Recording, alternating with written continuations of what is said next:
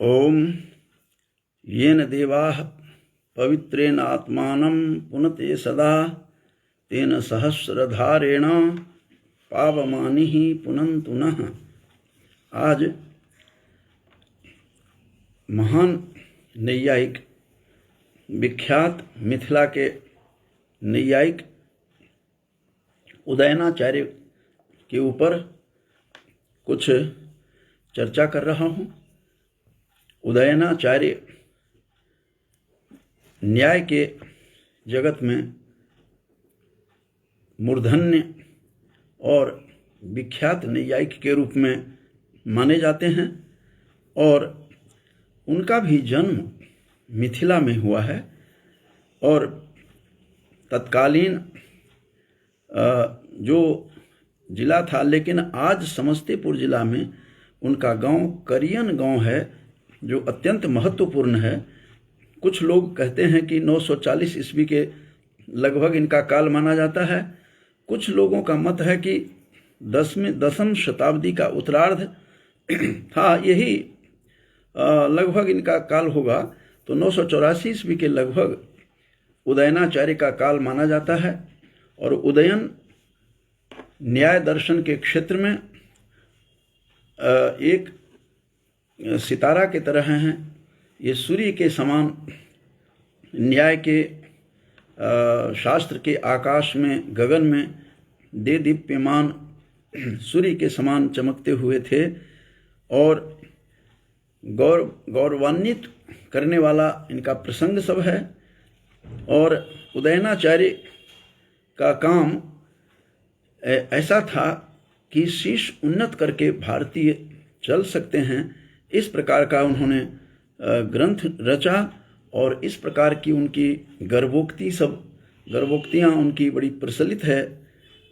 और अक्षपाद गौतम से माना जाता है कि सूत्रपात हुआ था, न्याय दर्शन की परंपरा का प्रारंभ हुआ था। और अंतिम जो प्रौढ़ नैयायिक माने जाते हैं, उन्हें उदयन को कहा जाता है।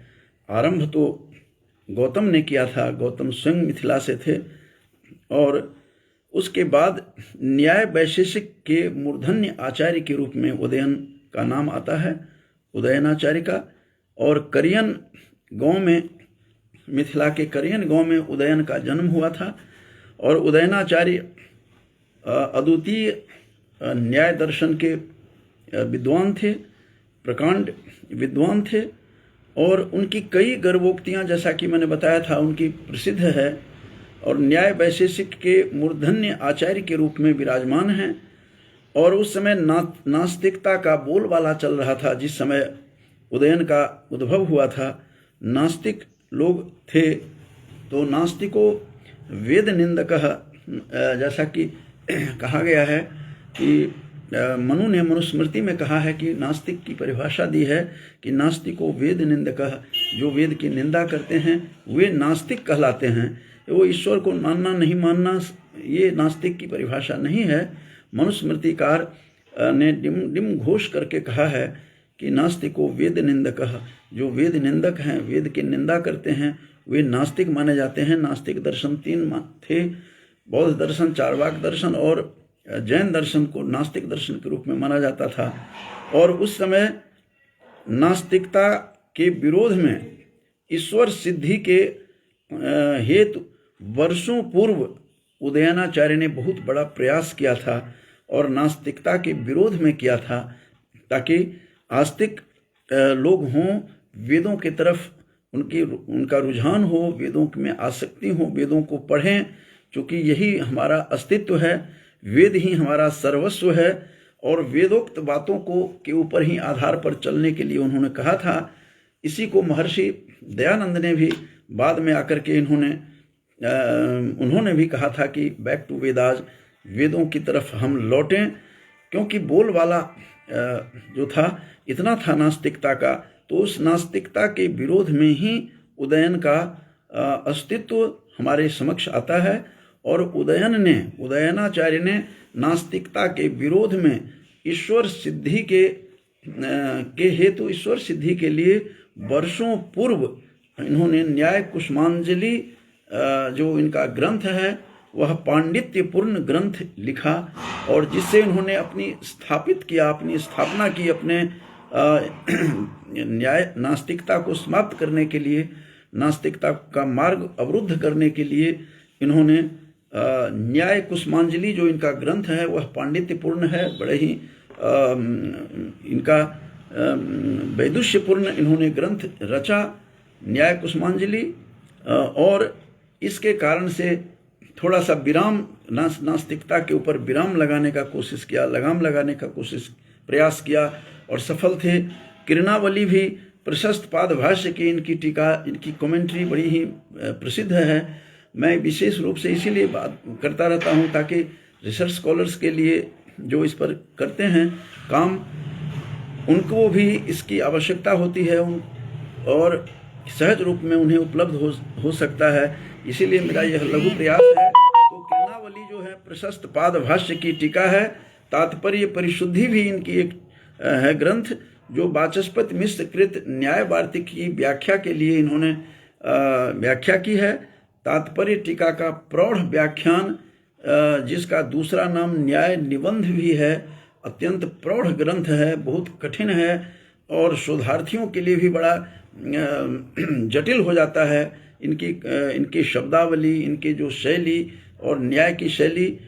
तो इस प्रकार के उदयनाचार्य उदयन हुए हैं। ये मिथिला के थे, मैथिल ब्राह्मण परिवार में इनका जन्म हुआ था। करियन गांव जो बहुत बड़ा गांव आज भी है समस्तीपुर बिहार के जिले में, और उस गांव में इनका जन्म हुआ था। और इन्होंने लक्षणावली भी इनकी वैशेषिक दर्शन पर दर्शन सार है जो संकलित है। शेष सारंगधर की इस पर न्याय मुक्तावली नाम से टीका भी लिखी गई है।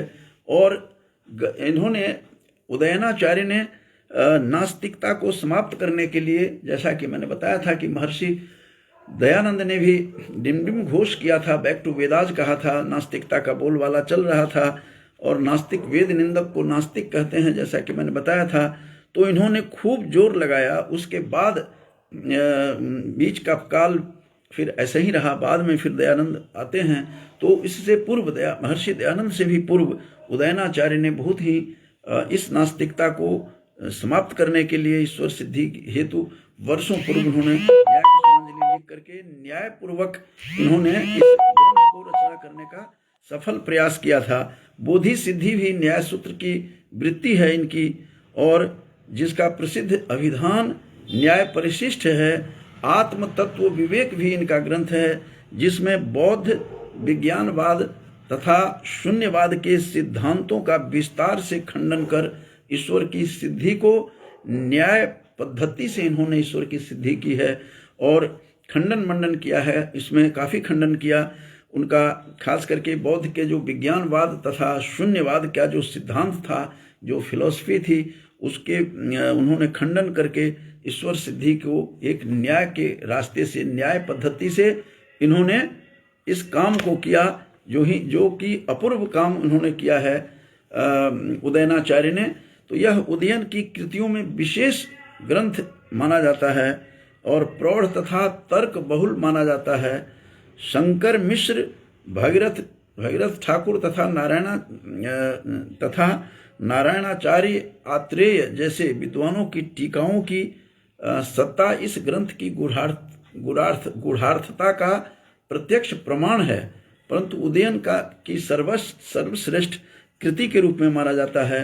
तो इस प्रकार से उदयनाचार्य जो 984 के करीब इनका उद्भव हुआ, ये करियन, बिहार के करियन जो गांव है समस्तीपुर जिला में, तो उस गांव में इनका जन्म हुआ और इन्होंने न्याय कुसुमांजलि की, जैसा कि बताया था, पांडित्यपूर्ण वैदुष्यपूर्ण रचना कर इन्होंने नास्तिकता का जो वातावरण था उसको इन्होंने समाप्त करने में काम किया। एक इनकी गर्भोक्ति बड़ी जबरदस्त है कि कहा जाता है कि यह जब जगन्नाथ धाम में जाते हैं, कैसे जाते होंगे, उस जमाने की कहानी है। पैदल लोग चलते थे, साधन सुविधा इतनी थी नहीं। तो जगन्नाथ धाम में इनके बारे में कहा जाता है कि जगन्नाथ धाम में जब ये आए थे तो द्वार, उनका फाटक बंद था और कहा गया खोलने के लिए तो नहीं खोला होगा। पुजारियों का अपने सिद्धांत रहे होंगे, अपनी मजबूरियां रही होंगी, तो उन्होंने स्वयं जगन्नाथ को ही चुनौती देते हुए उन्होंने बताया था। इससे भी पता लगता है कि बौद्ध का बोलबाला कितना रहा होगा, बौद्ध की धर्म कितना आगे चल रहा होगा, तो और नास्तिकता कितनी फैली होगी, इनकी गर्भोक्ति से भी पता लगता है। तो कहते हैं कि जगन्नाथ धाम जाकर के भगवान जगन्नाथ को भी ललकारते हुए कहा कि तुम्हारा फाटक बंद है, मेरे लिए तुमने द्वार बंद करवा रखा है, तुम खोल नहीं सकते हो। तो याद रखना, कहा उन्होंने कि ऐश्वर्य मदमत्तोसी, ये गर्भोक्ति है उनकी कि ऐश्वर्य मदमत्तोसी, तुम ऐश्वर्य में के मद में तुम चूर हो। जगन्नाथ को ही ललकारा, किस तरह का पांडित्यपूर्ण उनका वैदुष्य था। और कहा कि ऐश्वर्य मदमत्तोसी माम अवज्ञाय वर्तसे, तुम मेरी अवज्ञा कर रहे हो, तुम मेरा अपमान करते हो हे जगन्नाथ। माम अवज्ञाय वर्तसे, और उपस्थितेषु बौद्धेषु मदधीना तव स्थिति, जब उपस्थित हो जाएंगे बौद्ध और तुम्हारी सत्ता को जब उखाड़ने लगेंगे, तो मदधीना तव स्थिति, तुम्हारी स्थिति, तुम्हारी मर्यादा मेरी मुट्ठी में होगी। इस प्रकार से कहते हैं कि जगन्नाथ को उन्होंने चुनौती दी, ललकारा उन्होंने कि अज्ञान मदमत्तोसी माम अवज्ञाय वर्तसे उपस्थितेषु बौद्धेषु मदधीना तव स्थिति, तुम्हारी स्थिति मेरी मुट्ठी में होगी। जब बौद्ध उपस्थित होंगे, तुम्हारी सत्ता को उखाड़ करके फेंकेंगे, तब तुम मेरे पास आना, तब तुम्हारी सत्ता मेरे अधीन होगी। मैं जिसको चाहूँगा, जैसा चाहूँगा वैसा करूँगा। इस प्रकार से गर्भोक्ति जो है इनकी, जब हम लोग कुरुक्षेत्र विश्वविद्यालय में पढ़ते थे, तो नव्य न्याय के बहुत बड़े स्कॉलर थे हमारे प्रोफेसर गोपिका मोहन भट्टाचार्य जी। वो बताते हुए, पढ़ाते हुए उन्होंने ये बात कही थी, वो आज तक मुझे याद है। वो श्लोक को मैं दोबारा दोहराता हूँ कि ऐश्वर्य मदमत्तोसी, तुम ऐश्वर्य में डूबे हुए हो। जगन्नाथ को ही कहा, माम अवज्ञाय वर्तसे, तुम मेरी अवज्ञा कर रहे हो, तुम अवहेलना, मेरी उपस्थिति की पहचान नहीं है तुम्हें। तो माम अवज्ञाय वर्तसे उपस्थितेषु बौद्धेषु मदधीना तव स्थिति, जब बौद्ध उपस्थित होंगे, तुम्हारी सत्ता को उखाड़ेंगे, नास्तिकता फैलेगी समस्त विश्व में, तब तुम मेरे पास आना, तुम्हारी सत्ता मेरी मुट्ठी में होगी। मैं जिधर चाहूँगा उधर रास्ता अपना निकालना जानता हूँ, जिसकी सत्ता को उखाड़ना चाहता हूँ मैं उखाड़ देता हूँ। अपनी स्थिति, तुम्हारी स्थिति मर्यादा मेरी मुट्ठी में रहेगी। ऐसा कहा जाता है कि ऐसा कहने पर जगन्नाथ का जो द्वार था, फाटक, स्वतः खुल गया। इस प्रकार की बातें भी कही जाती है। उनकी गर्भोक्तियाँ कई हैं। वो इस प्रकार से लिखते थे, कहते हैं उदयनाचार्य जो करियन का, जैसा कि मैंने बताया था, समस्तीपुर जिला करियन गांव है, उस गांव के निवासी थे मिथिला के। और उनके एक श्लोक और भी मैं यहाँ पर उद्धृत कर रहा हूँ, जिससे उनकी गर्भोक्ति का पता लगता है। कितने स्वाभिमानी थे, कितने स्वाभिमानी नैयायिक थे, नव्य न्याय के पांडित्यपूर्ण इनकी रचनाएं थी। इनका वैदुष्य भी पराकाष्ठा पर इनका वैदुष्य था। और उन्होंने कहा कि, कहते हैं आचार्य उदयन भी फिर कहते हैं कि चाहे वह व्याकरण का विषय हो, चाहे मीमांसा दर्शन का हो, चाहे न्याय का दर्शन का हो, सभी शास्त्रों के विषय में वो बताते हैं कि संगत हो या असंगत हो, सही हो या गलत हो, जो प्रतिपादन मैं करता हूँ उस शास्त्र का, वही शास्त्र का सिद्धांत बन जाता है। क्योंकि सूर्य जिस दिशा में सूर्य उदित होता है, वही पूर्व दिशा के रूप में घोषित होती है कि यह दिशा जो है यह पूर्व है। कि सूर्य जिधर उदित होता है, जिस दिशा में उदित होता है, वही पूर्व दिशा है। इस प्रकार से, जिस प्रकार से सूरज निर्णय करता है, सूर्य निर्णय करता है, पूर्व पश्चिम उत्तर दक्षिण में सभी दिशाओं का निर्धारण करता है, सूर्य के उदित होते ही पता चलता है कि यह दिशा पूर्व है। उसी प्रकार से कोई भी शास्त्र हो, चाहे व्याकरण का हो, मीमांसा का हो, न्याय का हो, किसी भी शास्त्र में जो संगत या असंगत जो मत मैं प्रतिपादन करता हूँ, ये उदयनाचार्य की उक्ति है, उसका श्लोक उद्धृत करूंगा, वही हमारा ही प्रमाणित माना जाता है। जो मैं प्रतिपादन करता हूँ वही शास्त्र सिद्धांत बन जाता है, चाहे वह संगत हो या असंगत हो। कितना अपने ज्ञान पर उनको भरोसा था, और इस प्रकार की गर्भोक्ति है उनकी। और उस श्लोक को मैं कोट कर रहा हूँ, उद्धृत कर रहा हूँ कि वयमिह मन हम लोग यहाँ पद विद्याम तर्क मान्युक्षिकिम्बा, माने वह कोई भी पद विद्या हो, अन्युक्षिकी विद्या हो, मीमांसा हो, न्याय हो, कोई भी शास्त्र हो, तो अन्युक्षिकिम्बा यदि पथि विपथे वा वर्तयामः सपंथा, जिस रास्ते से मैं चलता हूँ वही रास्ता होता है। उदयति दिशि, अब उदाहरण दे रहे हैं कि उदयति दिशि, दिशि माने दिशा में उदित होता है जब सूर्य, यस्याम माने जिस दिशा में उदित होता है, भानु, तो जो भानु, तो भानुमान शैव पूर्वा, वही पूर्व दिशा होती है, क्योंकि जिस दिशा में सूरज उदित होता है वही पूर्व दिशा होती है। नहीं तरनिरुदिते दिक् पराधीन वृत्ति।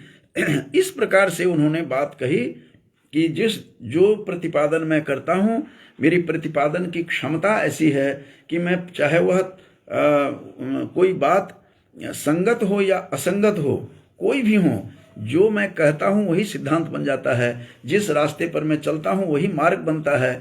और इसी बात को उन्होंने कहा है कि न्याय व्याकरण का विषय हो या न्याय का हो या मीमांसा का हो, कोई भी हो, वो कोई भी शास्त्र हो, जो मैं कहता हूँ वही सिद्धांत बन जाता है, क्योंकि सूरज जिस दिशा में उदित होता है वही पूर्व दिशा के रूप में, वही दिशा पूर्व दिशा के रूप में घोषित होती है। इस प्रकार से गर्भोक्ति जो है उनकी बड़ी प्रसिद्ध है। फिर मैं दोबारा इसको दोहरा देता हूँ कि वयमिह पद विद्याम तर्कमान्युक्षिकिम्बा यदि पथि विपथे वा वर्तयामः सपंथाः उदयति दिशि यस्याम भानुमान शैव पूर्वा नहीं तरनिरुदिते दिक् पराधीन वृत्ति। वह जो सूरज जब उदित होता है वही दिशा निर्धारित करने के लिए सूरज पूर्व दिशा को निर्धारित करता है कि सूरज अब पूर्व दिशा है, ये जिधर उदित होता है। उसी तरह से जिस सिद्धांत को मैं लेकर के प्रतिपादन करता हूँ, चाहे वो व्याकरण का हो या चाहे स्कूल ऑफ मीमांसा हो, स्कूल ऑफ फिलॉसफी का कोई भी भाग हो, कोई भी अंग हो, जो मैं बोलता हूँ संगत हो या असंगत हो, वही शास्त्र कहलाता है। इस प्रकार से गर्भोक्ति इनकी बड़ी प्रसिद्ध है उदयनाचार्य की। और उदयनाचार्य बहुत बड़े दार्शनिक थे। आस्तिकता के विरोध में इन्होंने पूरा पुरजोर उन्होंने आवाज़ उठाई, अपने ग्रंथों के द्वारा इन्होंने प्रचार किया और खंडन मंडन किया सभी उनके विज्ञानवाद का, बौद्ध के विज्ञानवाद और शून्यवाद का उन्होंने अपने ग्रंथ में विस्तार से खंडन करके ईश्वर की सिद्धि न्याय के रास्ते से, न्याय पद्धति से उन्होंने की है। एक और भी श्लोक इनका बहुत ही उद्धरणीय है, उद्धरण के योग्य है। इसमें जब वो वाचस्पति मिश्र के कितने, एक तो गर्भोक्ति एक तरफ दिखाई मैंने कि किस प्रकार से गर्भोक्ति थी इनकी उदयनाचार्य की, तो दूसरी तरफ विद्वानों के प्रति, अपने से श्रेष्ठ के प्रति, अपने से पूर्वज लेखकों के प्रति कितनी बड़ी श्रद्धा है, ये भी प्रदर्शित होती है। इनका एक और श्लोक मैं उद्धृत कर रहा हूँ। इसमें उन्होंने वाचस्पति मिश्र का जो ग्रंथ है उस पर टीका लिखते समय, वाचस्पति मिश्र जो इनके पूर्वज लेखक थे जिन पर मैं बोल चुका हूँ, तो वाचस्पति मिश्र के ग्रंथ पर जब वो टीका लिख रहे थे तो टीका लिखते समय उन्होंने मंगलाचरण के रूप में उदयनाचार्य ने मंगल श्लोक के रूप में अपने अगाध गांभीर्य से जो युक्त जो वाचस्पति मिश्र का ग्रंथ है, उस वाचस्पति मिश्र के ग्रंथ को लिखने से पूर्व सरस्वती से प्रार्थना करते हैं कि हे सरस्वती, क्यों वाचस्पति मिश्र जैसे अगाध विद्वान के ग्रंथ पर मैं टीका लिखने जा रहा हूँ, कमेंट्री लिख रहा हूँ, सावधानी से मैं लिख सकूं, इसके बारे में मुझे ध्यान रखना। और गर्भोक्ति बता रहे हैं ये उदयनाचार्य जो मिथिला के अपूर्व विद्वान हुए हैं न्याय शास्त्र के, और कहते हैं कि माता सरस्वती, प्रार्थना कर रहे हैं सरस्वती से, और अपने पूर्वज लेखकों के प्रति कितनी श्रद्धा थी। आजकल हम लोग अहंकार पाल लेते हैं, अपने से सीनियर को, वरिष्ठ को भी की भी आलोचना करने में गुरेज नहीं करते, लेकिन इनका धैर्य देखिए, इनकी शैली देखिए उदयनाचार्य की। और कहते हैं कि मातः सरस्वती, हे माँ सरस्वती, मुहुरेव नत्वा, बार बार मैं नत्वा माने झुक करके मैं प्रणाम करता हूँ, बद्धांजलि किमपि विज्ञापयाम्य बेहि, मैं कुछ विज्ञापन करने जा रहा हूँ, कुछ लिखने जा रहा हूँ, और वाक चेतसोर मम तथा भव सावधाना, तुम सावधान हो जाओ, मैं लिख रहा हूँ। और वाचस्पति मिश्र के बारे में लिख रहा हूँ, उसके ग्रंथ की टीका लिख रहा हूँ, जो स्वयं गंभीर ग्रंथ है, कहीं कोई स्खलन न हो, कोई गलती नहीं हो, इसके लिए अपराध माफी करने के लिए कह रहे हैं कि वाचस्पतेर वचसी च स्खलतो यथैते। वाचस्पते माने वाचस्पति के वाणी में जो मैं लिख रहा हूँ कोई स्खलन न हो, कोई गलती न हो, इसलिए सावधान पूर्वक ध्यान से सुनना। हे माँ, फिर दोबारा कहता हूँ कि माता सरस्वती मुहुरेव नत्वा बद्धांजलि किमपि विज्ञापयाम्य बेहि, वाक चेतसोर मम तथा भव सावधाना, वाचस्पतेर वचसी न स्खलतो यथैते। कोई स्खलन नहीं हो, मैं वाचस्पति मिश्र जैसे गंभीर जो है उनका ग्रंथ, वाचस्पति मिश्र का न्याय वार्तिक की व्याख्या, न्याय वार्तिक ग्रंथ अपूर्व, उनका जो ग्रंथ है, कमेंट्री है, उस कमेंट्री पर कमेंट्री लिख रहे हैं ये। और वाचस्पति मिश्र जैसे अगाध विद्वान का, दुर्धर्ष विद्वान का के ऊपर मैं लिख रहा हूँ, कहीं कोई किसी प्रकार की स्खलन, कोई प्रकार का स्खलन न हो, क्योंकि अगाध गांभीर्य है मिश्र महोदय का ग्रंथ। तो इसीलिए उदयनाचार्य का मंगल यह श्लोक अत्यंत महत्वपूर्ण है और नई पीढ़ी के लिए बहुत बड़ा ज्ञान देता हुआ दिखाई दे रहा है कि किसी के भी ग्रंथ को लिखने से पहले अपने पूर्वज के जो ग्रंथ हैं उसके प्रति पूरी की पूरी श्रद्धा रखनी चाहिए। ऋग्वेद का भी मंत्र में कई बार उद्धृत करता रहता हूँ। जो ऋग्वेद का जो 10वां मंडल जो है, 10वां मंडल में भी ऋग्वेद का मंत्र कुछ ऐसा ही है। ऋषि को भी ऐसा अनुभव हुआ होगा और कहते हैं को इदं नमः ऋषिभ्यः पूर्वजेभ्यः पूर्वेभ्यः पथिकृतभ्यः, ये ऋग्वेद का मंत्र है। वहाँ भी अपने पूर्वजों को जो पथिकृतभ्यः, जिसने मार्गदर्शन करवाया है उनको भी, और इदं नमः, यह नमस्कार किन किन को हो, इदं नमः ऋषिभ्यः, सभी ऋषियों को, जो पहले ऋषि सब हैं मेरे पूर्वज हैं, ऐसे ऋषियों को भी ये अनुभूति हुई थी, ये अनुभव हुआ था कि ग्रंथ की रचना किस प्रकार करनी चाहिए, ग्रंथ कैसे रचा जाना चाहिए।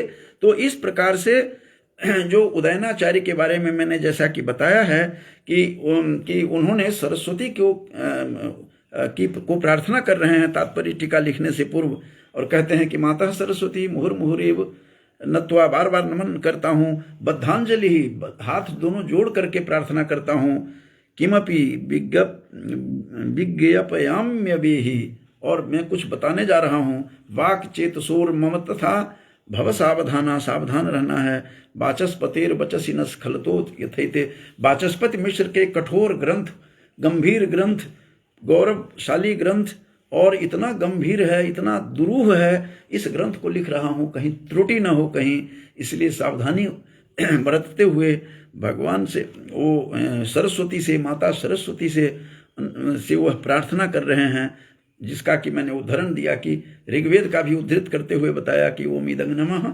ऋषिभ्यः पूर्वजेभ्यः पूर्वेभ्यः, जो पूर्व हो चुके हैं मेरे से पहले, हमारे पूर्वज हैं, पथिकृतभ्यः, जिसने मार्गदर्शन हमारा करवाया है, उन समस्त जितने भी हमारे पूर्वज हैं उनको नमन करता हूँ। चूंकि हमारी वैदिक परंपरा है, ऋग्वेद के 10वें मंडल को मैंने उद्धृत किया है, तो क्यों नहीं एक वैदिक विद्वान जो थे, जो नास्तिकता के खिलाफ उन्होंने जो लिखा और अपने बौद्ध के विज्ञानवाद और शून्यवाद का उन्होंने घोर विरोध किया था। 984 ईस्वी के लगभग इनका ग्रंथ की रचना है। और उदयनाचार्य बिहार के मिथिला के करियन गांव के थे, उस पर उन्होंने गौतम सूत्र के बाद आरंभ किया उन्होंने, और ये अंतिम पीढ़ी के ये विद्वानों में माने जाते हैं, ये लोग लेखकों में। किस प्रकार से न्याय वैशेषिक के मूर्धन्य आचार्य थे, न्याय कुसुमांजलि में उन्होंने पांडित्यपूर्ण ग्रंथ लिखा। तो तरह तरह के इनके अनुभव दिखाई दिए हैं, और एक तो मैंने बता ही दिया था कि जब जगन्नाथ को भी उन्होंने चुनौती दी कि तुम्हारा द्वारपट बंद है, जब सत्ता उखाड़ने की कोशिश करेंगे तुझे बौद्ध, तब तुम्हारी स्थिति मेरी मुट्ठी में होगी। मैं उसको भी दोहरा देता हूं एक बार कि ऐश्वर्य मदमत्तोसी माम अवज्ञाय वर्त से, तुम मेरी अवज्ञा करते हो, द्वार को बंद कर रखा है। भगवान जगन्नाथ को दर्शन करने गए तब वहां उन्होंने कहा कि माम अवज्ञाय वर्त से उपस्थितेषु बौद्धेषु मदधीना तव स्थिति, जब बौद्ध तेरी सत्ता उखाड़ेंगे तो तुम्हारी सत्ता मेरी मुट्ठी में होगी। ये कह करके कहते हैं चलने लगे तो द्वार स्वतः खुल गया था। ऐसे ऐसे गर्भोक्तियों से युक्त उदयनाचार्य हमारे समक्ष आते हैं। चूंकि आजकल मैं मिथिला महात्म मैथिली साहित्य में लिख रहा हूँ, जो लगभग 3000 के पद्य पूर्ण होने वाले हैं, तो उसके प्रसंग में जितने मिथिला में हुए हैं उनकी परंपरा, चाहे वो कुमारिल भट्ट हों, चाहे प्रभाकर मिश्र हों या मंडन मिश्र हों, भारती हों, उदयनाचार्य हों, इससे पहले अब आगे उसमें जो बच्चा झा बहुत बड़े नैयायिक हुए हैं, गुढ़ार तत्वालोक रचना करते थे, कैसे उन्होंने मुफ्त पढ़ाया, निःशुल्क पढ़ाते थे।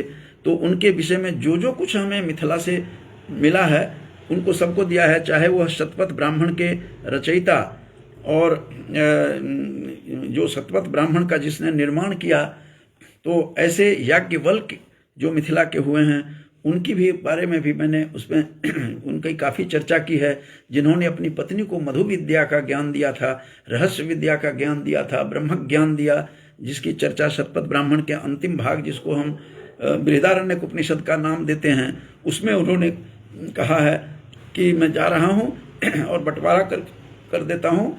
अपनी दोनों पत्नियों को कहा, मैत्रेयी को और कात्यायनी को। कात्यायनी चुप रही। मैत्रेयी कहती है कि क्या संपूर्ण पृथ्वी धन से भरी हुई हो, संपदा से, यह मिल जाए तो क्या यह ज्ञान हो जाएगा? तो याज्ञवल्क्य कहते हैं नेति, नहीं होगा। तो किस प्रकार से पत्नी को ज्ञान दिया है, ये भारतीय मनीषा, भारतीय हमारा साहित्य, भारतीय हमारा जो इतिहास है कितना गौरवपूर्ण है, यह देखने की बात है।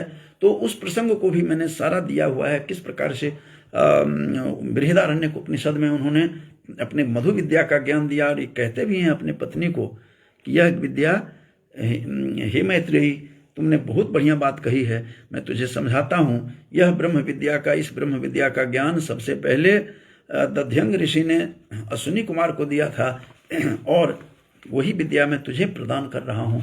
क्या हमारा गौरवशाली हमारा इतिहास है और किस प्रकार का हमारा अतीत है, उस अतीत को हम भूले नहीं। तो आज मैंने उदयनाचार्य के ऊपर में मैंने लिखा था कि जो मिथिला के उदयनाचार्य थे, उदयन, और उदयन का गांव करियन गांव है जो बिल्कुल नज़दीक है। मैं जानता हूं उस गांव के कई लोग हैं, मेरे संबंध में भी हैं। तो इस प्रकार से उस गांव में उद्भूत हुए और उदयनाचार्य किस प्रकार के गर्भोक्ति लिखते हैं, किस प्रकार की बातें करते हैं कि जिस दिशा में मैं, जैसा कि मैं दोहराते हुए समाप्त करने से पहले दोहरा देता हूं कि उनका श्लोक को मैंने कोट किया था, उद्धृत किया था।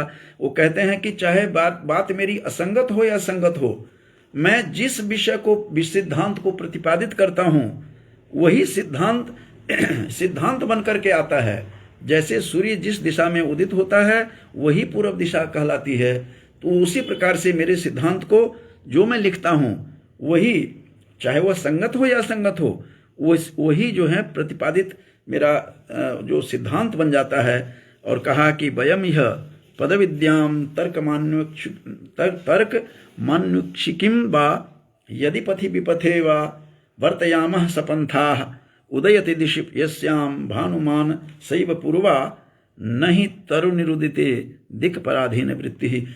इस प्रकार से गर्भोक्तियों से उन्होंने सुसज्जित उनका जीवन था और किस प्रकार से थी। काफ़ी रचनाएं की, न्याय कुसुमांजलि लिखी, कृणावली लिखी, प्रशस्त पाद भाष्य की टीका, तात्पर्य परिशुद्धि, वाचस्पति मिश्र की न्याय वार्तिक पर टीका, जिसके लिए सरस्वती से प्रार्थना करते हैं कि वाचस्पति मिश्र जैसे दुर्धर्ष विद्वान का ग्रंथ को मैं टीका लिख रहा हूँ। हे देवी, हे सरस्वती, तुम सावधान रहना, मुझे सावधान करके रखना, कहीं मैं विचलित न हूँ, कहीं स्खलन न हो उनके मेरी रचना में।